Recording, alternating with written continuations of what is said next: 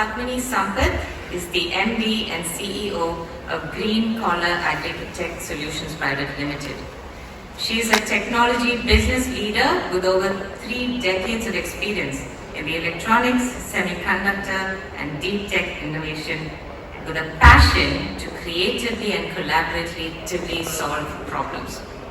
Building on her years of experience at Texas Instruments, Ms. Sampath excels at using technology to build solutions that improve productivity and profitability for the global agriculture, agri and food processing value chain. She has an uncanny ability to not only understand technology but also productize complex technological solutions in simple, user-friendly ways, especially for industries that are underserved from a technical penetration standpoint, like agriculture. Ma'am, I welcome you onto the stage.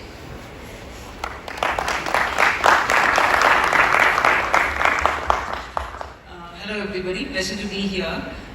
My name is Padmini and I am coming from this company called Green Collar. So when we started, we were Green Collar Agri-Tech.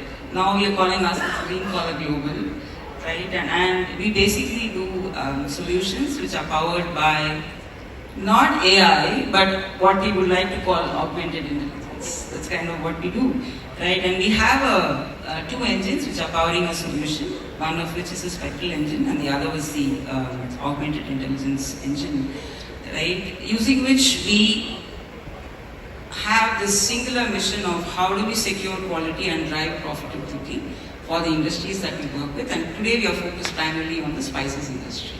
Right? And that's what we do. And I come from a very strong technology background, right? And AI is something very native in the technology world, right? And it was artificial intelligence and that's how we approached it.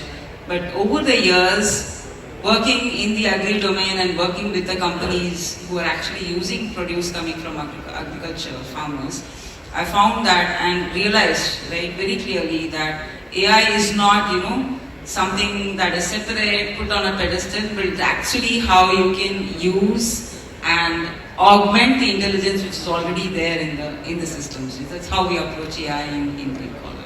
Thank you. Thank you. That leads very nicely to my next question, because AI has also a lot of hype around it, and I think where it becomes real is when we can talk about use cases that are actually driving impact. In our case, what we have done is we've used AI to actually take the lab to the farm. That's what we've done, right? So earlier, the laboratory the labs used to sit in some cities and in probably in tier 2, tier 3 kind of cities where we don't actually have access to labs. The people who are growing, they don't actually have access to these labs, right? So what we have done is we've used AI to take the laboratory to wherever the crop is growing, right? So you can actually, people talked about, both of the panelists actually talked about quality, right? So the quality assessment actually can happen now at the farm gate, right? So out of which 2 things can happen. One, of course, the buyer and seller are able to assess the quality instantly and make, downstream decisions accordingly, right? So that is as far as the buyer goes. As far as the seller or the grower goes, right? So 2 types of impact. One is, if the quality is good, they are going to get the commensurate price. That is possible because quality is being assessed at the point. The second bigger impact is basically the quality. What if the quality is not good, right? Whatever he has grown, right? They get to know about it and using initiatives like, let's say, ITC Mars, right? So they now get to know how can they actually make the right choices in the next crop growing cycle, right? The problem is they're probably not informed about what quality they are growing, right? So that problem can be solved because with this AI, we're actually taking the lab to the farm gates, right? So that's kind of what we're doing, right? And the impact of that is huge. Working with large organizations, the spice industry, and we're seeing that this transformation is actually helping. One is, of course, now you have the assessment of the quality at the gate, right? When the material is entering the processing center, you have that, right? And then you have your tuned processes already, right? Which are probably historically they've been working with certain SOPs and, processes of extraction parameters and all that stuff optimization parameters and all this, right?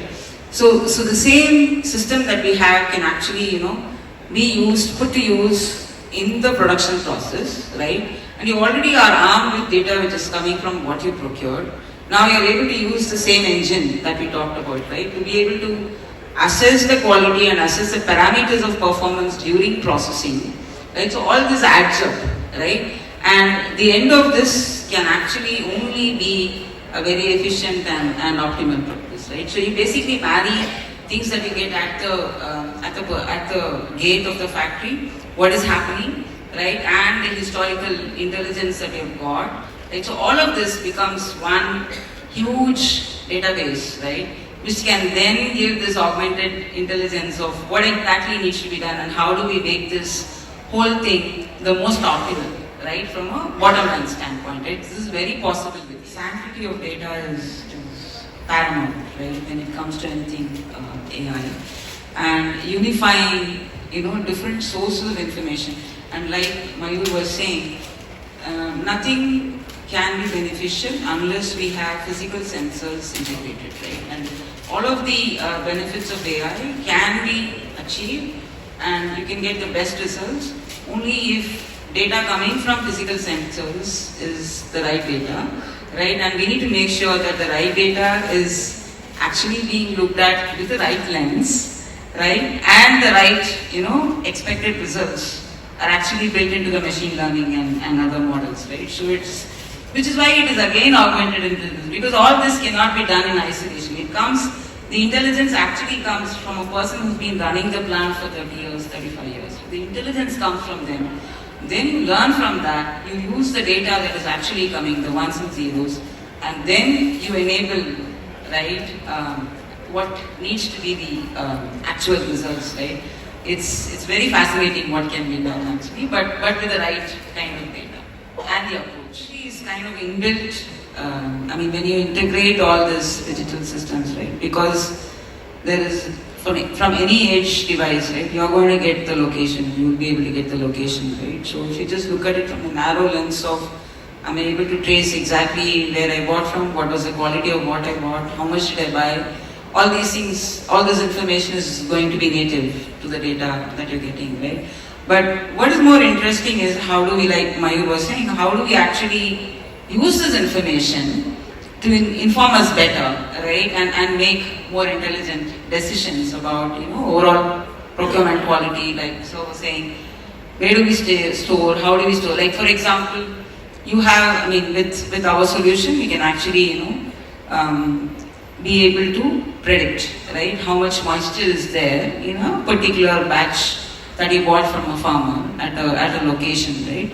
So now okay, this was the moisture. So this was the moisture that I got in this particular location. That's traceable, right? From there, it takes this much time to get the batch of material to get to either my warehouse or where I'm processing it, right? So what are the conditions that I need to make sure are there physically in transit, in storage? So all this information, you can actually, AI models can actually help you with all this, right? So there is definitely no limit to what you can do, right? And on all of this actually has a bearing into your overall, what you can do, right? So traceability is one aspect, right? And it can, not because, some guy who's importing is actually wanting traceability, but how do we actually use traceability and build that into our processes and see how that can actually be, a leverage for us, right? So that is possible, which is basically start with a cost-benefit analysis of what exactly you want to accomplish and which aspects are going to actually, give you the biggest bang for the buck from an AI integration standpoint, and start with those, right? But I think before any organization starts, they probably need to have a map of, okay, these are all the possible areas, and this can come working with companies, right? These are all the possible areas that I would like to eventually, get into the AI garb of things, right? So have that plan in mind and start with, knocking out things one by one, right? That's how it start with the biggest bang for the buck and that kind of thing, right? right? So that's how I think it's a very commonsensical approach. Right? I don't have anything specific to add. I mean, the technology aspects of what apps, how to collect the data, all those are the nuts and bolts of do it, right? But it really needs to start from the business leaders driving, what is going to be the biggest advantage by integrating AI, right? It needs to start from there, and then you work with organizations like us to actually go and get that done. So one is senior management needs to be really bought into why we are doing this. That is important. But everybody needs to understand, right? Like Mayur was saying, everybody needs to understand that this is not replacing me, right? This is augmenting my intelligence. This thing is basically, this AI thing is basically learning, right, from me and doing some things which are very, very mundane, which I would have otherwise done, right? So now I am actually going to the next plane, right? So that understanding needs to be there at every level of the organization, right? If that, and it is senior management's responsibility to actually, drive that embracing, right? That needs to happen, not at just the top management level, but at all levels, right? People need to understand that they have far more superior intelligence. This thing can actually only learn from what they have been doing, and it can probably do limited things, right? The machine learning model can actually do limited predictions based on what it has learned. It's not going to be this thing which is going to replace you, right? They need to understand that, and that message needs to come very clearly, right? And let's say a shop floor supervisor level, right? They need to understand, right? Because this AI avatar is going to do something, what else can I do, right? Those manifestations of what else are possible need to actually come, right? So then they will get bought into this thing, right? It cannot be a force fit of, okay, I'm doing this, so it doesn't work that way, right? And data, iterations, these are all very, very important, right? So there's a lot of patience that is required. And so all this will happen only if that promise of what more can I go, right? How much more can I do, right? How can I extend my capabilities? If that message goes very clearly into the recipient audience, right, then it will be successful. I feel that, this is an era when people have very nuanced choices, personalized choices, and anything which is run-of-the-mill is not acceptable. Right? So the younger generations are like that, right? And when it comes to food, when it comes to what they consume, what they wear, how they dress, how they talk, everything, right, is a very personalized choice, right? And I mean, what they take from a nutrition standpoint, everything is very personalized, right? And on one scale, we have these personalized choices. On the other hand, we have these which is this manufacturing, right? Tons of, whatever, right, that they are manufacturing. So I believe that with the power of AI, if done rightly, right, it is going to become very possible for all these factories and plants to become extremely agile and nimble, to be able to cater to what I would call micro markets, right, or micro consumers' choices, right. That I think will be very possible by the adoption of AI if it is done in the right manner, right, and that will help companies to win. The implementation can be outsourced, but what is critical is the native intelligence which comes from the company, right? That there is no substitute to what exists, right? And then it is, the basics of getting things done. That probably needs to be, because everybody does their job well if they are mastering in that particular competence or that particular job. I am very firm believer in that, right? So, and everything else, you can keep learning, but there are experts to do that, right? So when it comes to actually implementation, that probably needs to be done by somebody who has got experience and expertise in that domain. And AI is one thing like that, right?